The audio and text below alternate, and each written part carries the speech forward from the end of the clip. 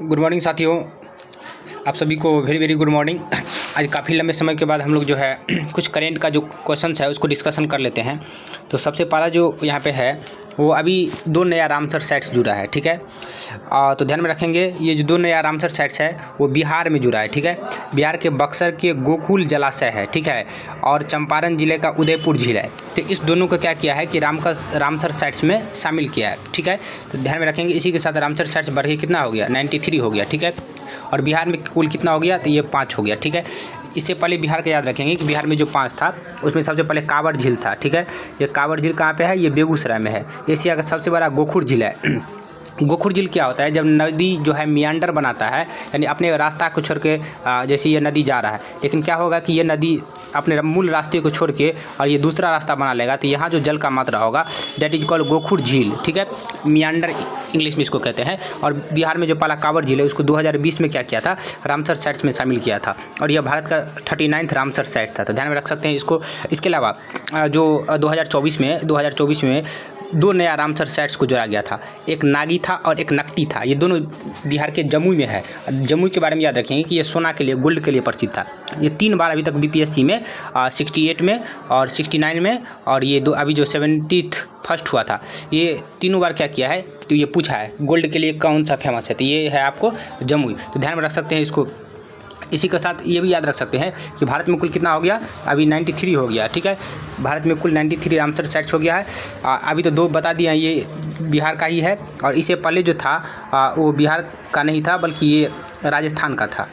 ये राजस्थान का कौन था, ये खींचन था, इसका नाम था खींचन। खींचन कहाँ पड़ता है, ये फलौदी में। और एक और है, इसका नाम है मेन्नार, ठीक है। ये पड़ता है उदयपुर में। ये दोनों राजस्थान में है, तो ध्यान में रख सकते हैं इसको। अब हम लोग मूल बातों पे आते हैं कि ये रामसर क्या है, ठीक है। देखिए 1970 के दशक में क्या किया था, जो आर्द्रभूमि होता है, आर्द्रभूमि क्या होता है, वेट लैंड। इसको इंग्लिश में क्या कहते हैं, वेट लैंड। वेट मतलब होता है भींगा, लैंड मतलब ज़मीन। तो ऐसा क्षेत्र जहाँ पे पानी होगा तभी तो वो भींगा रहेगा।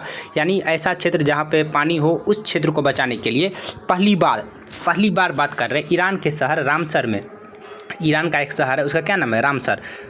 वहाँ पे एक विभिन्न देशों के द्वारा एक सम्मेलन बुलाया गया था। और यह सम्मेलन कब बुलाया गया था, यह 2 फरवरी 1971 को बुलाया गया था, ठीक है। और सभी देशों ने मिलकर एक कन्वेंशन तैयार किया, ठीक है, जिसका नाम है रामसर कन्वेंशन। और उसी में यह बात किया गया कि आर्द्रभूमि को संरक्षण करने के लिए हम लोग को एक साथ आना होगा। ये आर्द्रभूमि क्या होता है, ये दलदली क्षेत्र होता है। और इस दलदली क्षेत्र पे क्या होता है, मार्स गैस निकालता है, जिसको मीथेन भी कहते हैं। मीथेन का फॉर्मूला क्या होता है, CH4, ठीक है। ध्यान में रख सकते हैं। इसको पैडी लैंड भी कहते हैं, पैडी लैंड, यानी धान के खेत से निकलता है। इसको बायोगैस भी कहते हैं, ठीक है। और ये जो मीथेन है वो सबसे बड़ी बात है कि ग्रीन हाउस गैस है। और ग्रीन हाउस गैस क्या करता है, पृथ्वी नहीं कर सकते हैं, वायुमंडल के टेम्परेचर को बढ़ा देता है। और जिसके कारण जो है क्या होता है कि ग्लोबल वार्मिंग का खतरा, अभी संपूर्ण विश्व के समक्ष सबसे बड़ी जो चुनौतियाँ है वो ग्लोबल वार्मिंग से जो है निपटना है।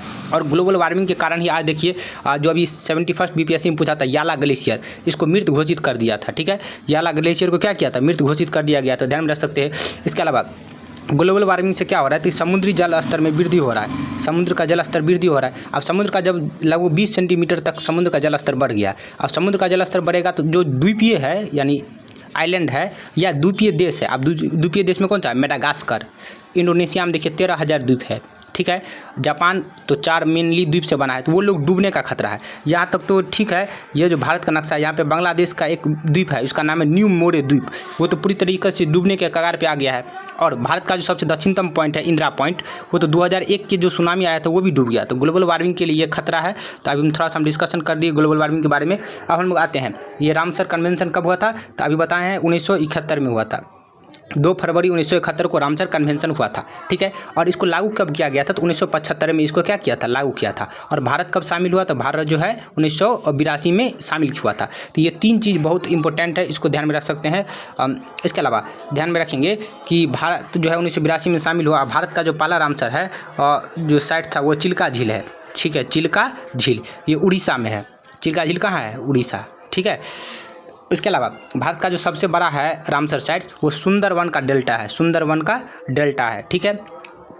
ध्यान में रख सकते हैं सुंदरवन का डेल्टा, जो कि पश्चिम बंगाल में है। और यह विश्व का सबसे बड़ा डेल्टा है, ठीक है। और सुंदरवन का डेल्टा जो है वहाँ पे एक पेड़ भी पाया जाता है उसका जड़ काफ़ी मोटा भी होता है, जिसको निमेटोफोर भी कहते हैं, ध्यान में रखेंगे। इसके अलावा भारत का जो सबसे छोटा जो रामसर साइट्स है वो रेणुका है। क्या है? एक सेकेंड। भारत का जो सबसे छोटा रामसर साइट्स है वो रेणुका है। रेणुका कहाँ पे है? हिमाचल प्रदेश में। रेणुका कहाँ पे है? हिमाचल प्रदेश में। तो ध्यान में रख सकते हैं। तो 3-4 चीज़ यहाँ पे हो गया। इसके अलावा विश्व में जो सर्वाधिक रामसर साइट्स है वो यूनाइटेड किंगडम में है, यानी ब्रिटेन में है। कितना है? तो 175 यहाँ पे रामसर साइट्स है। इसके अलावा जो सेकेंड जो स्थान है वो मैक्सिको का आता है। हम एम लिख देते हैं, यहाँ पे लिख दिए एम, ठीक है। एम मतलब मैक्सिको हो गया, यहाँ पे 144 है। और भारत में जो है थर्ड स्थान पे आता है इंडिया, ऐसे इंडिया हो गया। और यहाँ पे कितना है? लगभग 93 है। अभी बताया है ना 93 ऐड हुआ है। तो ये टॉप 3 जो कंट्री है रामसर के साइट्स के बारे में, तो ध्यान में रख सकते हैं इसको, ठीक है। इसके अलावा जो एशिया में सबसे ज़्यादा कहाँ है? तो एशिया में सबसे ज़्यादा, एशिया की बात करेंगे, एशिया में कहाँ पे है? ये भारत में है, ठीक है। तो ये 4-5 तथ्य है, इसको ध्यान में रख सकते हैं, ठीक है। अब हम लोग आते हैं आगे अगला वाला क्वेश्चन पे। देखिए अभी जो है हमारा जो अटॉर्नी जनरल ऑफ इंडिया है आर वेंकट रमनी, ये देश का जो है पुनः एक बार अटॉर्नी जनरल नियुक्त किया गया।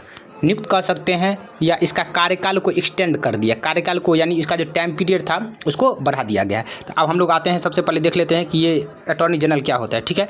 अटॉर्नी जनरल के बारे में एक सेकंड, अटॉर्नी जनरल के बारे में याद रखेंगे कि ये जो है भारत सरकार का क्या है? कानूनी अधिकारी है। अभी देखिए 71वीं बीपीएससी में जो है ये क्वेश्चन भी पूछा था, ठीक है, इससे रिलेटेड, लेकिन ये क्वेश्चन विवादित है।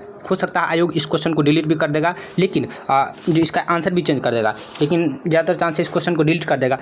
देखिए क्योंकि आपत्ति जो है स्टूडेंट लोग किए थे बहुत सारे इस क्वेश्चन पे।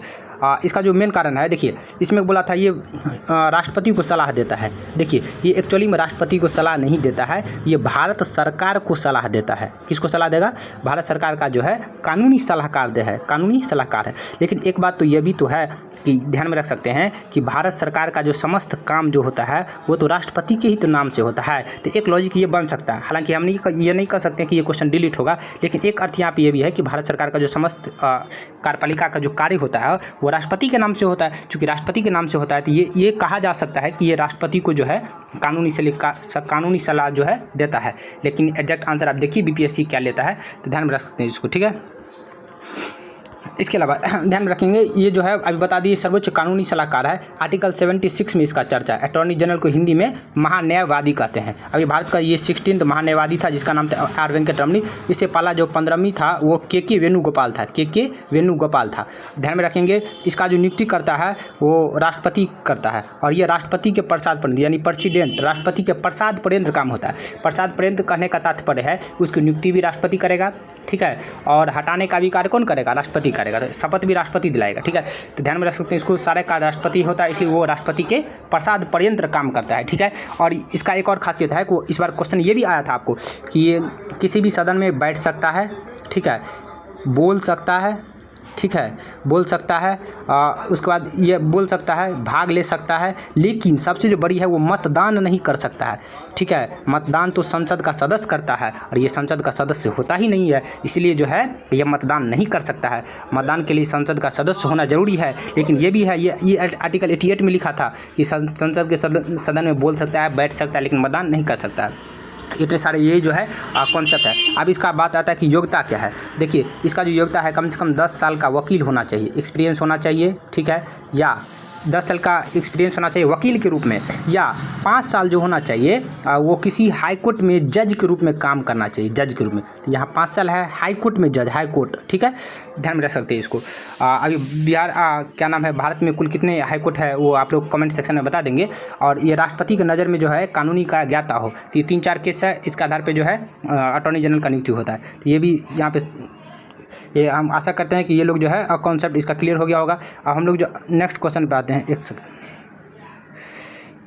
देखिए इस बार क्या हुआ है कि मतलब अभी जो है पटना हाई कोर्ट है, पटना हाई कोर्ट हम लोग का जो पटना हाई कोर्ट है, इसमें जो है पंचोली जी बने थे 45th CGI chief justice of जो है पटना हाई कोर्ट के वो बने थे पंचौली, ठीक है। लेकिन अभी फिर जो है उसको चेंज कर दिया गया और इस बार देखिए यहाँ पे 46 CGI बना है, इसका नाम है बजनथरी, ठीक है, PB बजनथरी।